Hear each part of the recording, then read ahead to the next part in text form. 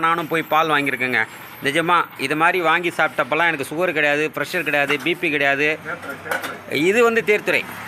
இப்போ நம்ம இருக்கிறது வந்து மானாமதி தேர்த்துறை. நிஜமாக இந்த மாதிரி பால் வந்து நானும் எங்கள் வீட்டு பக்கத்தில் வந்து பனிஞ்சாத்தூரில் போய் வாங்குவேன்.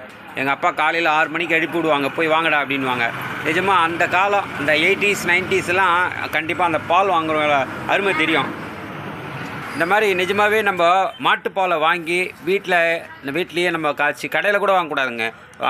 இந்த மாதிரி விற்கிறவங்கக்கிட்ட கிராமப்புறங்களும் சரி சிட்டிலையும் சரி மாதிரி பேக்கெட்டில் வாங்குகிற பால் கூட நான் நம்ப மாட்டேன். ஏன்னா அது கூட ஏதாவது ஒரு நிற்கணுன்றதுக்காக ஒரு கெமிக்கல் கலப்பாங்க. நிஜமாகவே ரொம்ப சந்தோஷமாக இருக்குது. இது மாதிரி எல்லாமே வந்து வாங்கிட்டு போகிறாங்க பார்த்தீங்களா அந்த நாட்டுப்பால். இது நிஜமாகவே சுகர் வராது, ப்ரெஷர் வராது, பிபி வராது, எதுவுமே வராது. ஆனால் எல்லாத்தையும் மறந்து நம்ம வந்து பழைய நிலைக்கு போகிறோம். என்றைக்கு பேக்கெட்டில் பால் வந்ததோ முடிஞ்சு போச்சுங்க.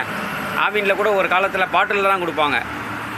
அதுக்கப்புறம் கவரில் வந்ததுலேருந்து தான் எல்லாம் சுகரு, ப்ரெஷரு, பிபி அந்த மாதிரி இருக்கும்.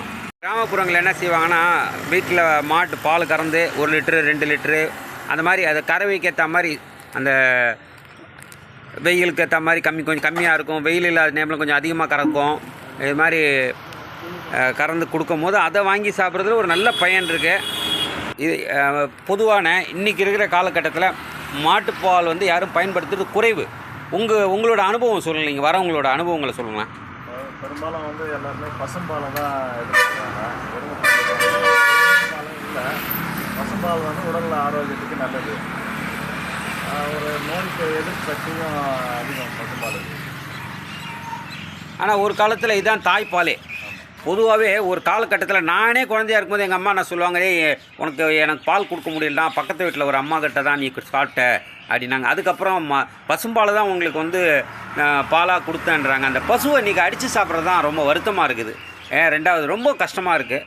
வணக்கம்.